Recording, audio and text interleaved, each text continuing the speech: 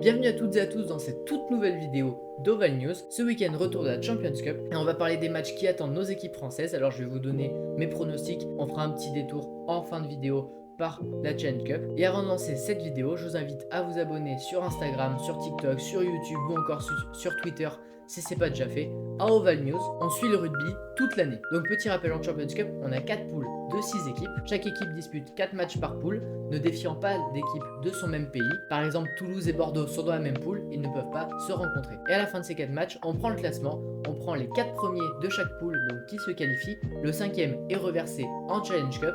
Et le dernier est tout simplement éliminé de toute compétition. Donc on va commencer par la poule 1 qui est à mon sens le groupe le plus relevé de cette compétition, avec le Stade Toulousain vainqueur de la Champions Cup en titre, Leicester, l'Ulster, Bordeaux, Exeter, ainsi que les Sharks. Donc on va évidemment se concentrer sur les équipes françaises. Donc Bordeaux reçoit en premier le Leicester, ensuite se déplace à l'Ulster, ira jouer aussi à Exeter en Angleterre et recevra les Sharks. Alors à mon avis, la victoire contre le Leicester devrait être possible pour lancer la compétition. Le déplacement à Ulster va être un peu plus compliqué, tout comme le déplacement à Exeter. Et puis enfin, la réception des Sharks, à mon avis, est largement prenable, surtout que les Sharks auront un très long voyage pour venir jusqu'en France. Donc je pense que la qualification va être acquise sans trop de problèmes, tout comme le Stade Toulousain qui reçoit l'Ulster, ça semble partir sur une victoire. Se déplacer à Exeter, je pense que ça peut le faire aussi. Le déplacement en Afrique du Sud va pas être simple, surtout qu'avant il y a un match face à La Rochelle en top 14. Donc il va falloir faire des choix. Je pense que là on devrait voir la grosse équipe en Champions Cup et peut-être enfin voir Antoine Dupont se déplacer dans l'hémisphère sud et pourquoi pas voir un coup des rouges et noirs à l'extérieur. Enfin le match contre Leicester, à mon avis ça peut aussi faire 4 ou 5 points et donc je vois Toulouse faire un 4 sur 4 en Champions Cup. Ensuite pour ce qui est de la deuxième poule, on a Clermont, La Rochelle, Bristol, Bath, le Leinster ainsi que Trévise. Alors pour ce qui est de Clermont, la réception de Trévise à mon avis ça devrait faire 5 points, surtout au vu de la bonne dynamique des Clermontois actuellement.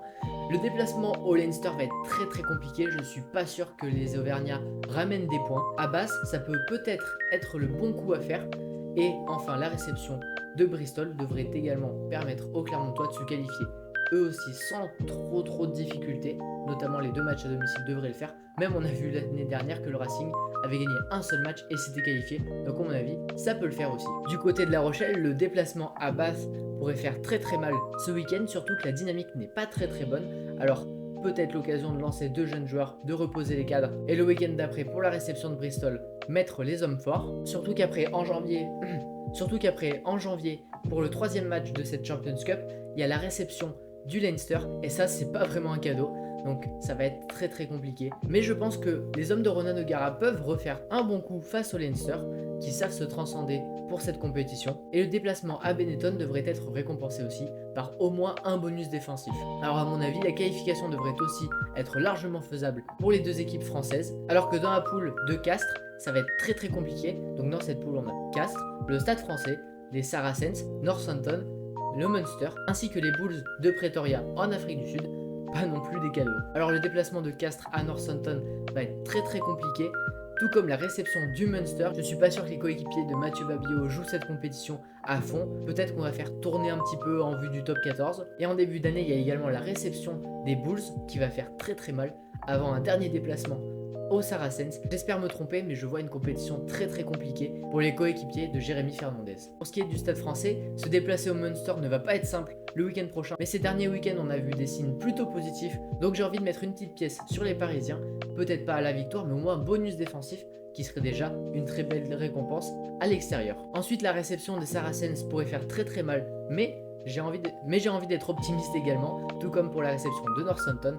Par contre, le déplacement en Afrique du Sud aux Bulls va faire très mal à mon avis. Alors par contre pour le Stade français, je suis un peu plus optimiste pour cette compétition, pour au moins se qualifier en 8e de finale après avoir ce que donneront les contenus de ces matchs. Enfin la dernière poule, la poule 4, est composée de Sale, l'équipe anglaise, les Harlequins, Glasgow, les Stormers, ainsi que de Toulon et du Racing 92.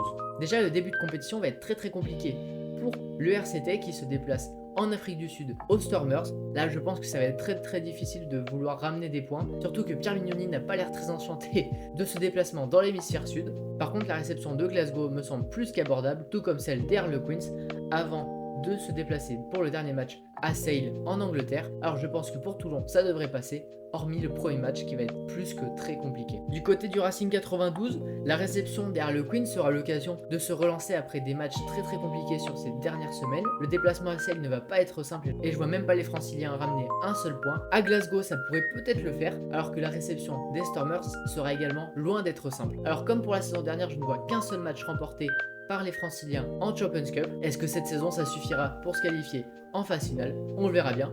Mais en tout cas, dans l'ensemble, je vois 6 clubs sur 8 se qualifier en phase finale. Après, il y a évidemment la Challenge Cup où les équipes pourront être reversées.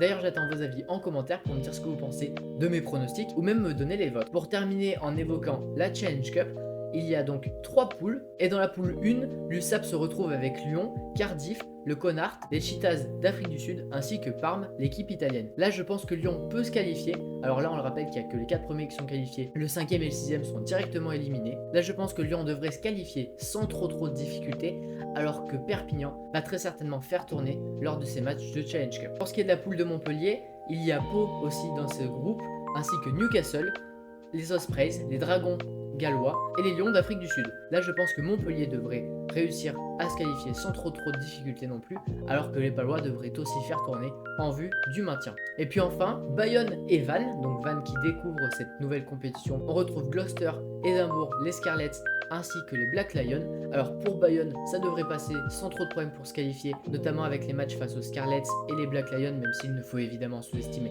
aucune équipe. Par contre Vannes, on va peut-être bien plus faire tourner, beaucoup de joueurs ont enchaîné les matchs depuis le début de la saison. Il sera temps de faire souffler. Voilà pour ce petit tour rapide de la Challenge Cup ainsi que de la Champions Cup. N'hésitez pas à me dire en commentaire vos avis sur cette vidéo, sur mes pronostics. Donnez-moi donc vos pronostics. Si cette vidéo vous a plu, comme d'habitude, je vous rappelle que vous pouvez la liker, vous abonner si ce n'est pas déjà fait. Et sur ce, moi je vous dis bon week-end européen, même si évidemment maintenant, même si évidemment les équipes sud-africaines. À la prochaine!